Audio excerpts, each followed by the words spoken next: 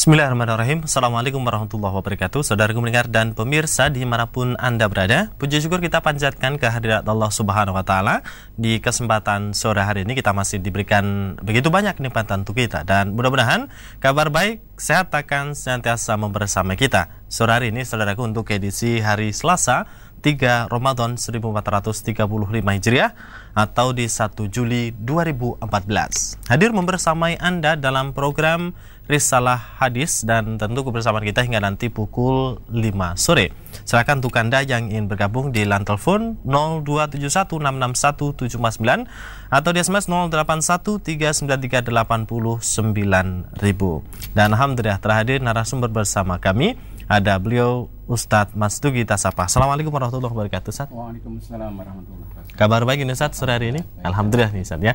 Ya, saudara pendengar dan pemirsa dimanapun Anda berada, untuk Anda yang ingin bergabung bersama kami, silakan di line telepon 027166179. Dan baik, sebagai mukadimahnya kita dengarkan bersama paparan awal dari beliau Ustadz Masdugi. Silakan, Ustadz. Alhamdulillahirabbil alamin. Nahmaduhu wa nasta'inu wa nastaghfiruh. Wa na'udzu billahi min syururi anfusina wa min sayyiati a'malina.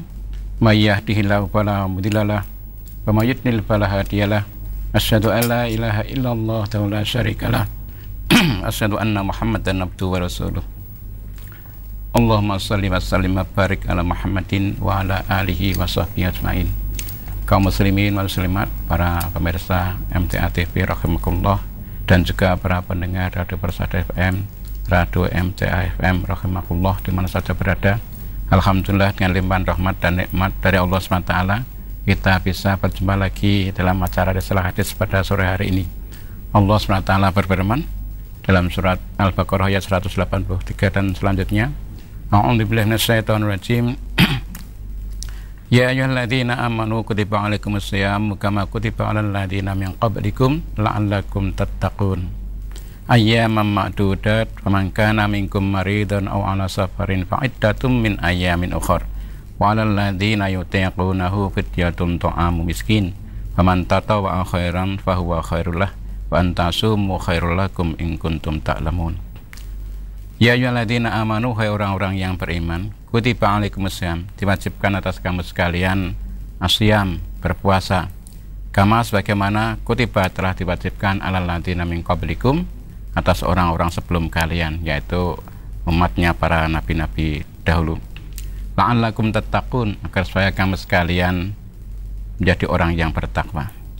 Ayyaman ma'dudat, wajiban puasa itu adalah ayyaman ma'dudat, beberapa hari yang terhitung, yaitu 1 bulan, di bulan Ramadan, yang kadang 30 hari, kadang 29 hari. Faman kana minkum maridon, maka barang siapa ada di antara kalian maridon, yang sedang sakit, awala safarin, atau bepergian jauh, musafir, maka boleh tidak berpuasa. Fa'iddatum min ayyamin ukhar, tetapi harus mengganti sejumlah hari yang ditinggalkan itu pada hari-hari yang lain. Walal ladzina yutiqunahu, adapun terhadap orang-orang yang berat menjalankannya, orang yang tidak kuat menjalankan puasa, namanya tidak kuat itu ya orang yang berat, fidyatun ta'amu miskin, dia boleh tidak berpuasa tapi harus membayar fidyah, yaitu memberi makan pada seorang miskin. Itu. Faman tatawwa'a khairan, barang siapa yang melakukan kebaikan, wa khairul lahu, maka kebaikannya itu kembali kepada dirinya sendiri. Wa antasumu khairul lakum in kuntum ta'lamun, dan berpuasa itu lebih baik bagi kamu sekalian, in kuntum ta'lamun, jika kamu sekalian mengetahui. Kaum muslimin rahimakumullah, sekarang adalah pada bulan Ramadan, yaitu bulan yang penuh berkah. Kita mudah menjalankan kebaikan yang di bulan Ramadan itu Allah SWT wajibkan kita umat Islam untuk menjalankan puasa, yaitu selama 1 bulan penuh, kadang 30 hari, kadang 29 hari.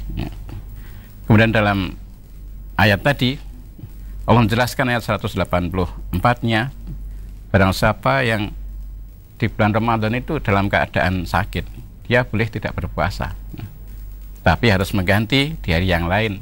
Termasuk wanita-wanita yang haid ini tidak boleh berpuasa.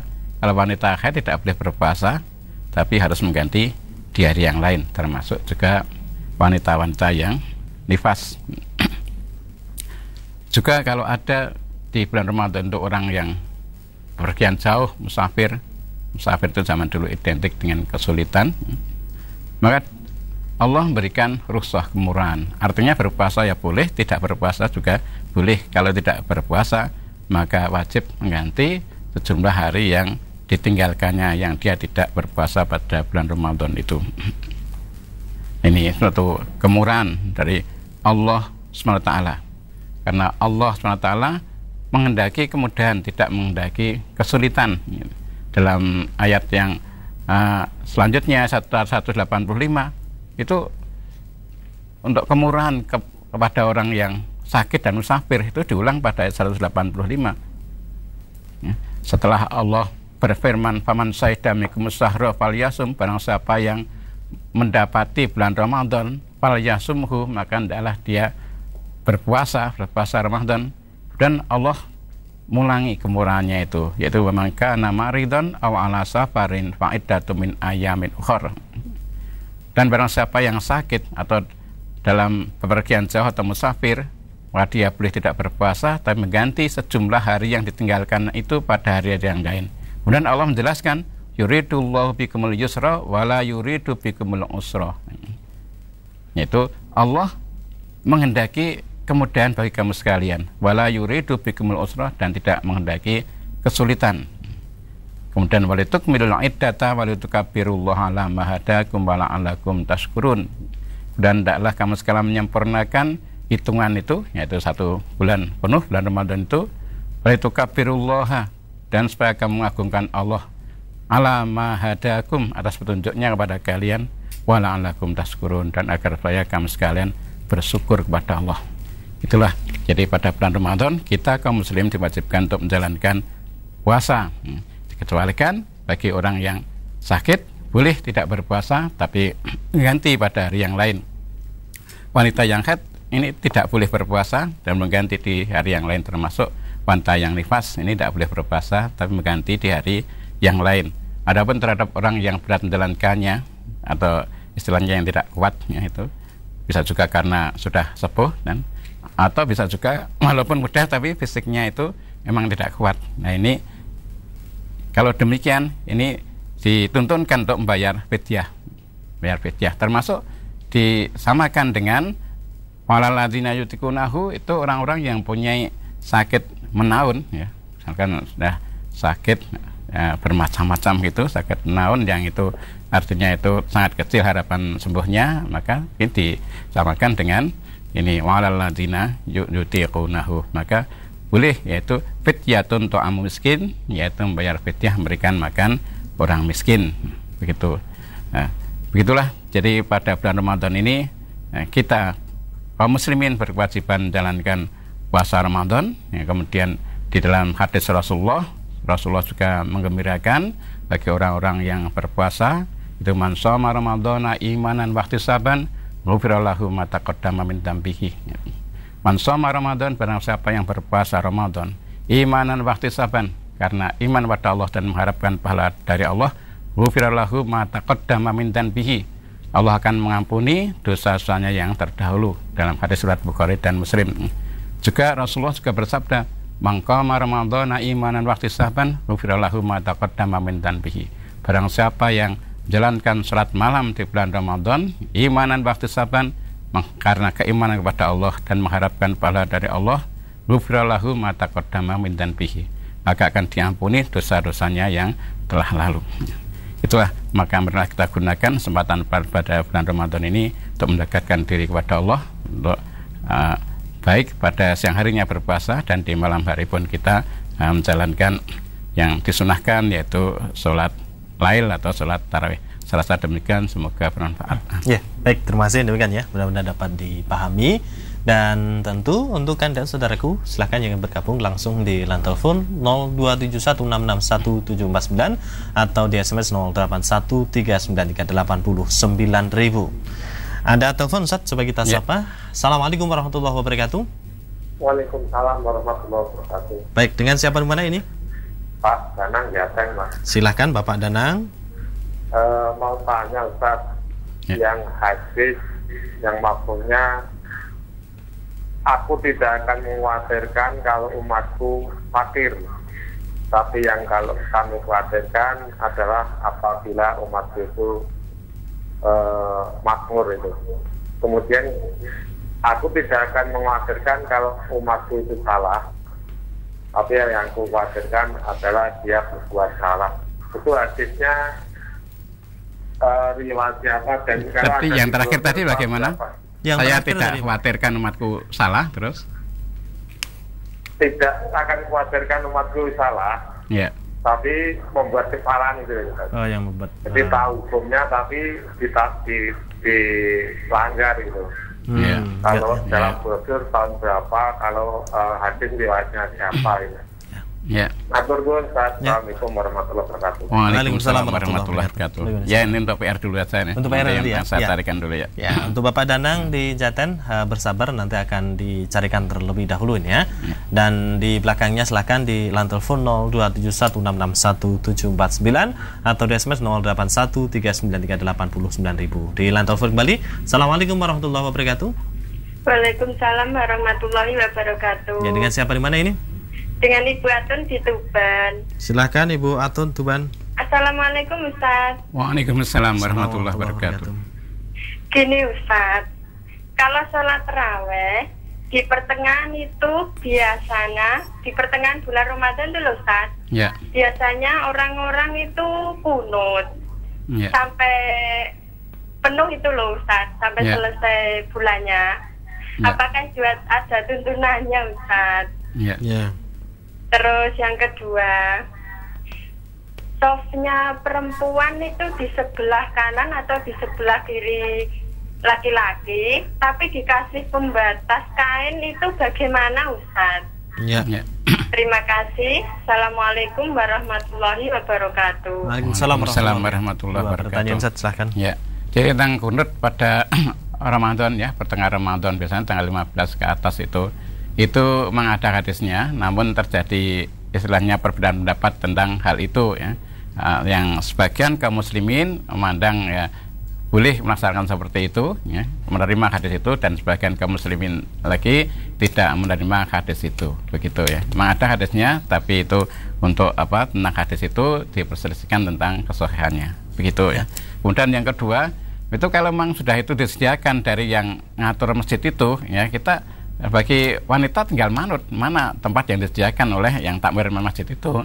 Kalau yang disediakan takmir oleh takmir masjid itu sebelah kanan itu ya, biasanya kan di sampingnya begitu ya, tidak apa-apa begitu, karena memang yang disediakan ya di situ gitu ya. Seperti misalkan masjid-masjid di masjid ini masjid besar, Masjid Agung Jakarta kan juga gitu di sampingnya gitu.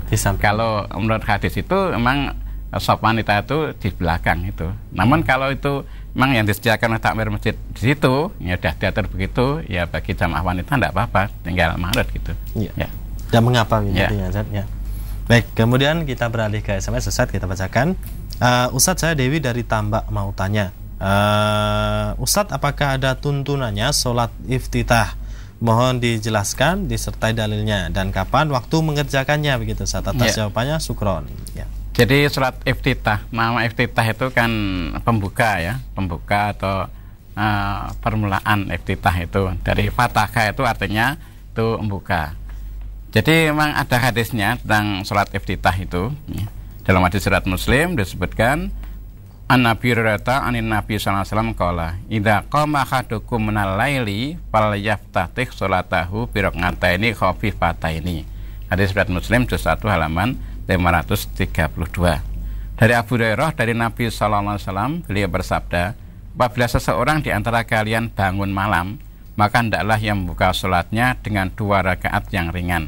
Hadis riwayat Muslim juz 1 halaman 532.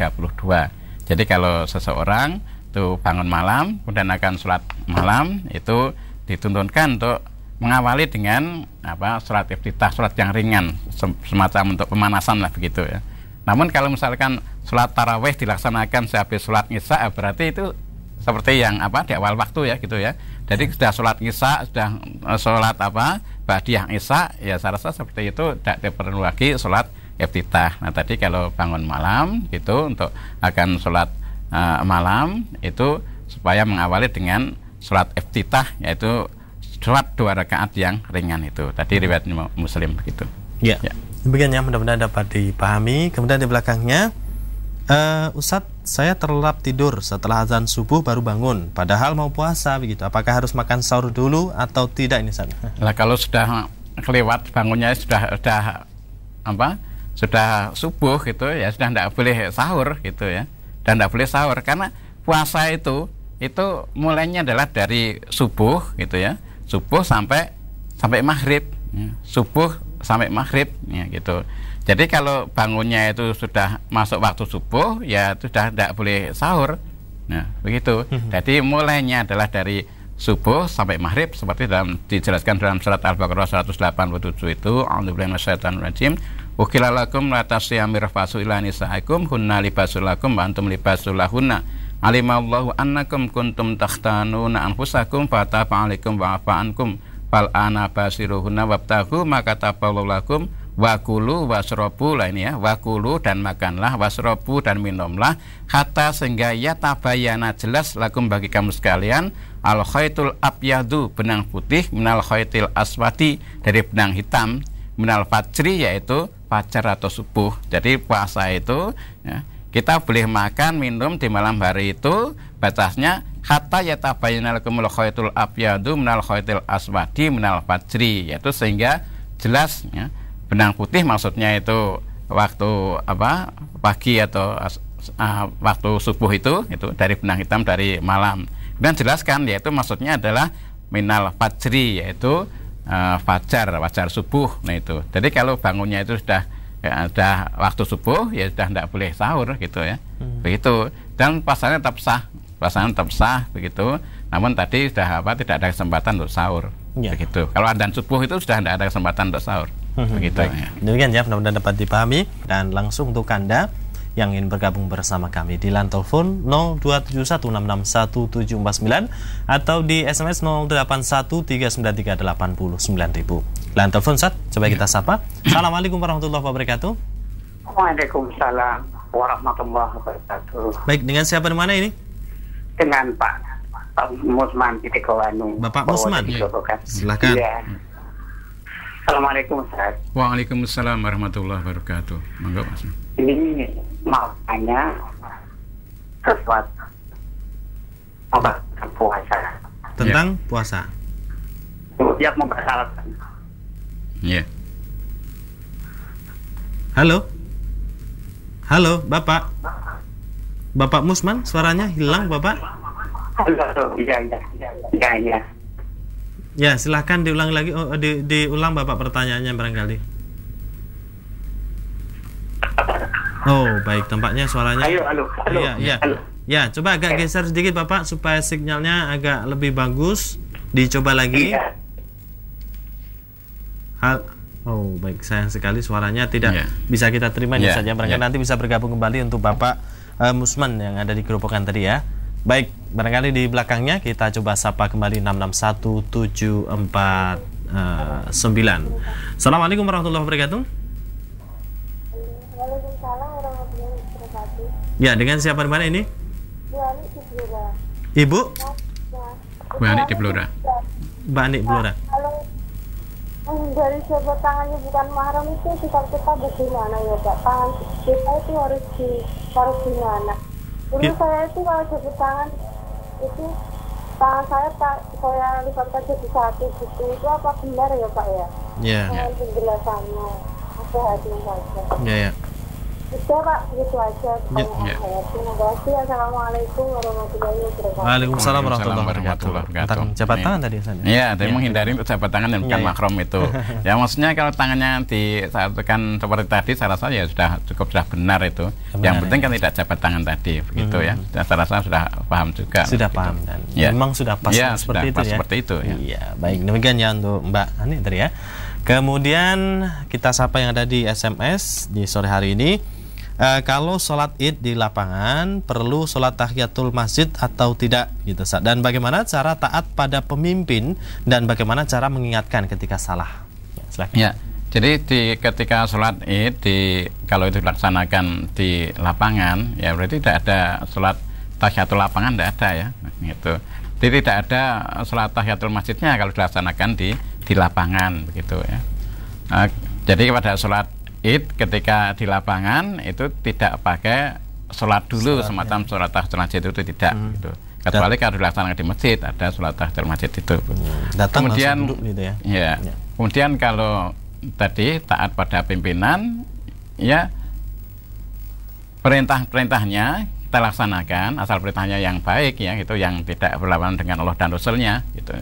Dan larang-larangannya ya kita jauhi. Itu namanya taat itu begitu. Taat pada Allah juga begitu. Taat pada Allah, apa yang perintah oleh Allah kita laksanakan semaksimalnya, apa yang dilarang oleh Allah ya kita jauhi semaksimalnya. Taat pada Rasulullah juga gitu. Apa yang diperintah oleh Rasulullah kita laksanakan semaksimalnya, apa yang dilarang oleh Rasulullah kita jauhi semaksimalnya. Caranya kita taat pada pimpinan juga gitu. Asal itu perintahnya itu baik ya harus kita laksanakan. Kalau perintahnya itu artinya bertentangan dengan Allah dan Rasulnya ya tidak boleh kita laksanakan, karena tidak boleh kita itu bermaksiat gitu, kepada bermaksiat pada Allah untuk melaksanakan perintah pimpinan, tapi kita melanggar dari larangan Allah dan Rasulnya itu tidak boleh gitu. Jadi yang baik itu kita laksanakan yang sejalan dengan Allah dan Rasulnya. Kalau itu bertentangan dengan Allah dan Rasulnya tidak boleh kita laksanakan gitu. Ya, demikian ya. Kemudian selanjutnya dari Bapak Mulyono yang ada di Pacitan. Ustadz, kondisi saya menderita sakit kanker dan harus melakukan terapi tiap minggu selama 1 tahun sampai Maret 2015 ini Ustadz. Efek samping terapi pusing, mual, kadang muntah. Nah, pertanyaan, jika saya tidak dapat puasa karena kondisi tersebut, apakah membayar fidyah atau ganti di hari lain begitu Ustadz? Terapi sampai Maret. Nah, kemudian setelah itu operasi mengembalikan lubang anus. Bagaimana Ustadz? Ya. Kalau yang seperti itu saya rasa sudah termasuk penyakit yang termasuk penyakit naon itu ya. Jadi itu bisa diganti dengan fidyah, termasuk walaladina yudikunahu, itu orang yang berat menjalankannya itu bisa termasuk pada itu, bisa membayar fidyah. Kecuali kalau sakit-sakit ya semacam hanya sebentar berapa hari, yang mungkin 2 hari 3 hari, itu nanti diganti pada hari yang lain. Tapi kalau penyakitnya ya seperti itu, yaitu bisa dengan bayar fidyah. Ya. Masuk pada sakit yang menaun gitu. Ya, demikian ya. Mudah-mudahan dapat dipahami. Kemudian silahkan untuk Anda yang bergabung, langsung kita coba sapa yang ada di line telepon. Apakah ada yang bergabung? Assalamualaikum warahmatullahi wabarakatuh. Waalaikumsalam warahmatullahi wabarakatuh. Baik, dengan Bapak siapa di mana? Usman tadi ya. Dengan Pak Musman tadi. Iya, diulangi Bapak Musman, silahkan untuk pertanyaannya. Sudah jelas ini suara. Maaf Ustaz, tadi sinyalnya karena ini di pelosok jadi keriting sekali tadi. Ya, silahkan. Ya, ini pertanyaan saya. Ini tentang sesuatu yang membatalkan puasa. Ya. Ada yang menyampaikan katanya kalau puasa di siang, waktu puasanya itu memasukkan sesuatu di dalam tubuh, itu katanya batal. Padahal kalau misalkan telinga kita tuh kemasukan sesuatu, mungkin serangga yang selain di atas, ya besarnya di atas semut, itu kan harus diambil. Nah, apakah itu juga termasuk batal, dan hadisnya itu yang bagaimana? Karena yang saya ketahui selama ini kan yang diterangkan kalau memasukkan yang di mulut, sesuatu di mulut, nah itu yang membatalkan puasa gitu. Itu yang pertama. Yang kedua, pemahaman tentang lantazilu masaktum bima, kitab Allah wasunatan Nabi. Wasunatan Nabi. Itu kok ada yang memahami Katanya ya wasunatan Nabi itu berarti keseluruhan Nabi. Kalau wasunatan Nabi kalau untuk ditujukan ke Nabi Muhammad berarti wasunatan hadis Nabi Muhammad. Nah itu yang betul bagaimana mau disampaikan, karena ini sepertinya ada pertentangan di antara rekan-rekan yang lain. Ya walau itu saya juga bertanya masalahnya begitu. Mohon disampaikan. Itu aja, terima kasih Ustaz dan Mas Miftah, terima kasih. Assalamualaikum. Waalaikumsalam warahmatullahi wabarakatuh. Silakan Ustaz, dua pertanyaan. Jadi yang pertama yang batalkan puasa tadi ya. Itu tadi ada yang memahami termasuk apa ngorak-ngorak kuping, ngambil tadi termasuk membatalkan puasa. Ada lagi yang katanya selulup itu termasuk membatalkan puasa itu. Kemudian ya seperti itu ya. Itu kalau dalam Al-Quran dan hadis tidak ada yang sebutkan tentang membatalkan puasa seperti itu ya. Yang membatalkan puasa yang jelas sebutkan dalam Al-Quran tadi ayat surat Al-Baqarah 187 tadi itu yang membatalkan puasa itu adalah makan, minum ya, termasuk merokok. Merokok itu walaupun bukan minum, tapi saya rasa semua orang sepakat kalau itu termasuk disamakan dengan minum ya. Makan, minum termasuk merokok itu ya. Seperti itu, dan kumpul suami istri itu yang jelas membatalkan puasa. Jadi kalau tadi semacam ada kemasukan semut atau diuruk itu tidak apa-apa, seperti itu tidak batal puasanya. Termasuk juga misalkan ada suntik gitu, itu tidak masalah, tidak apa-apa. Suntik ataupun mungkin bahkan diambil darahnya, donor darah itu juga tidak membatalkan puasa seperti itu. Jadi yang jelas membatalkan puasa itu makan, ya, minum, termasuk merokok tadi, kemudian kumpul dalam arti bersetubuh dengan suami istri itu di siang puasa, mulai dari subuh sampai maghrib itu yang membatalkan puasa.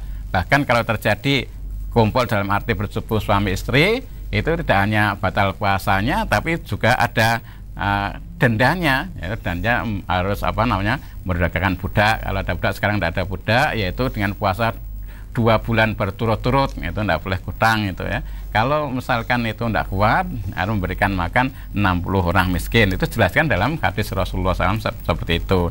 Jadi yang jelas membatalkan puasa adalah makan, minum, ya, termasuk merokok dan bersetubuh ya di siang hari puasa sejak dari subuh sampai maghrib, itu yang membatalkan. Adapun suntik tadi ngureki kuping itu ngambil ada mungkin lalatnya atau semut yang masuk itu ya, itu tidak membatalkan puasa begitu ya. Kemudian yang kedua, dalam hadis riwayat Malik dalam kitab Muwatta itu taraktu fikum amrani lan tantilu ma masaktum bima kitab Allah wa sunnatan nabiyhi gitu ya. Taraktu fikum, tinggalkan pada kamu sekalian ya. Amro ini 2 perkara lantadilu yang kamu sekalian tidak akan sesat ya.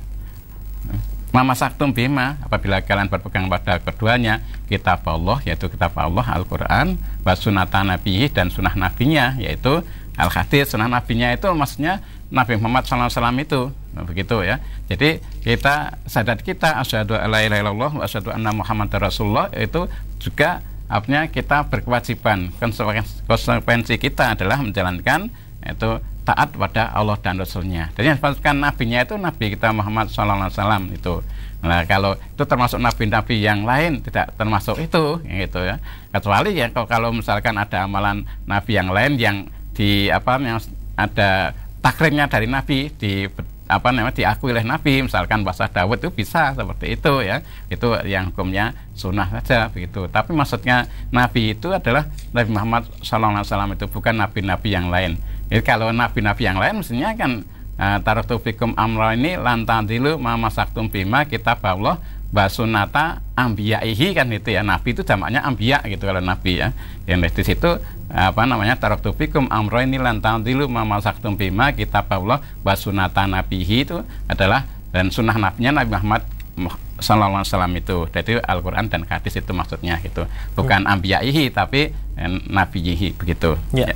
Demikian ya, mudah-mudahan dapat dipahami. Kemudian line telepon kembali kita sapa. Assalamualaikum warahmatullahi wabarakatuh. Assalamualaikum warahmatullahi wabarakatuh. Waalaikumsalam warahmatullahi wabarakatuh. Baik, dengan Bapak siapa di mana ini? Dengan Pak Bunyani, Singkawang, Kalimantan Barat. Silahkan Bapak Bunyani.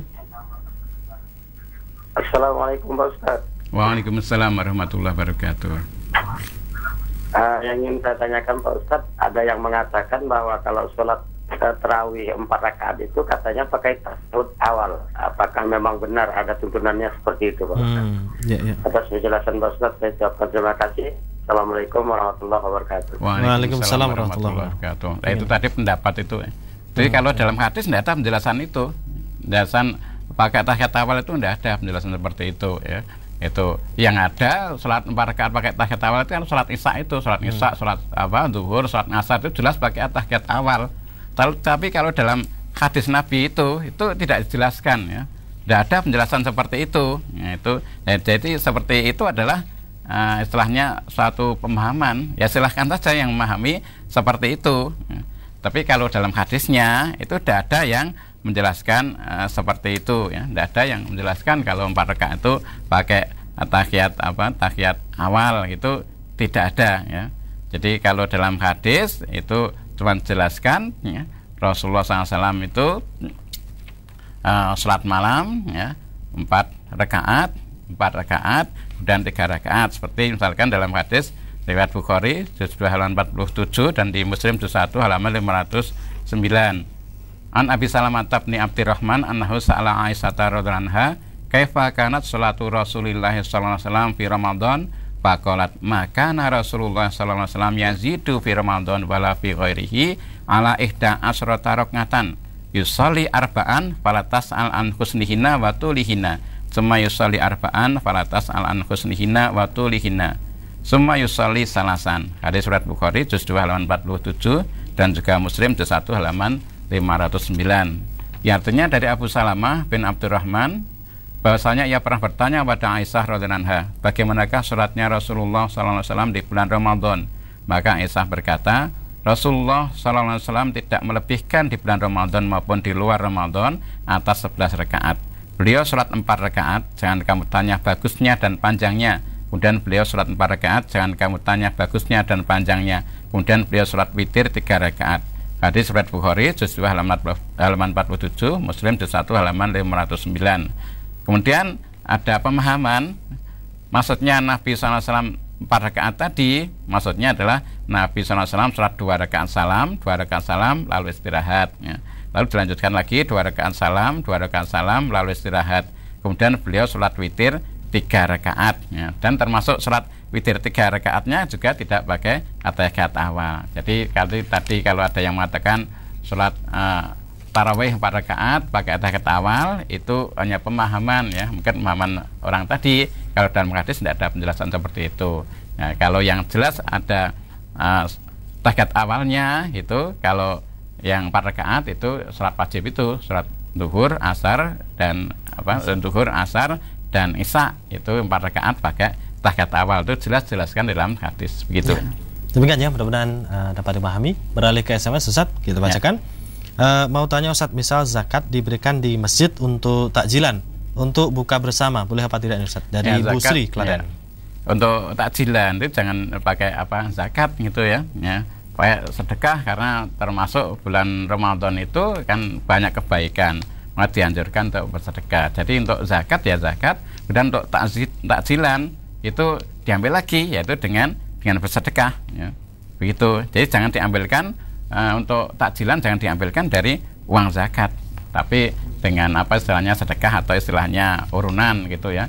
Mungkin ada berapa hari kemudian dibagi, bagian misalkan hari ini untuk beberapa orang, hari ini berapa orang, seperti itu untuk takjilan ya.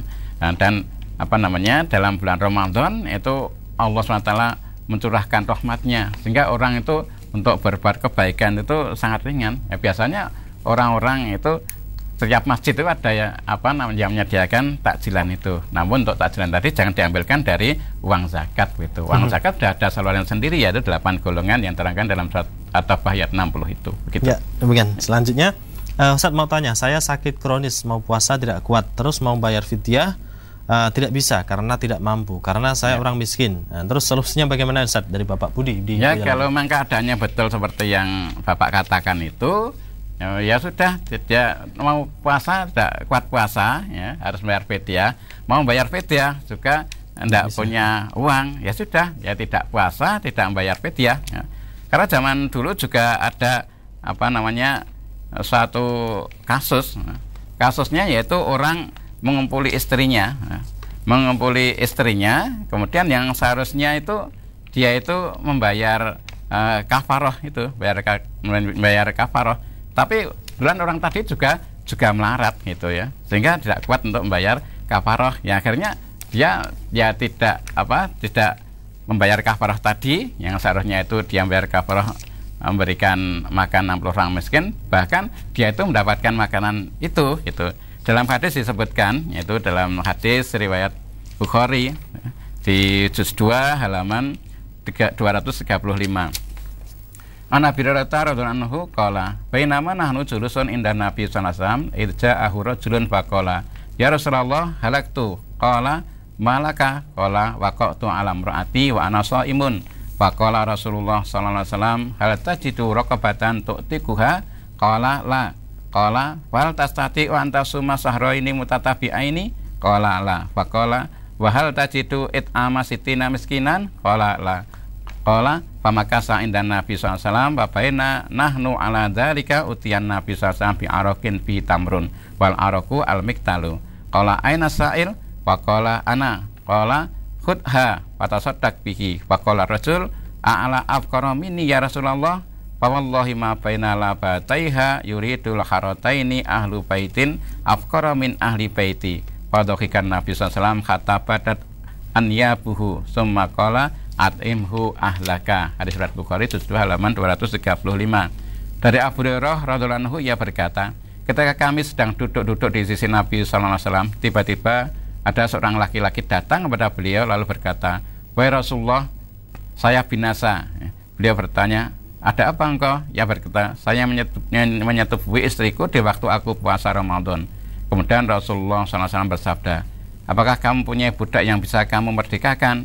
Ia menjawab, "Tidak." Beliau bersabda lagi, "Apakah kamu mampu untuk berpuasa 2 bulan berturut-turut?"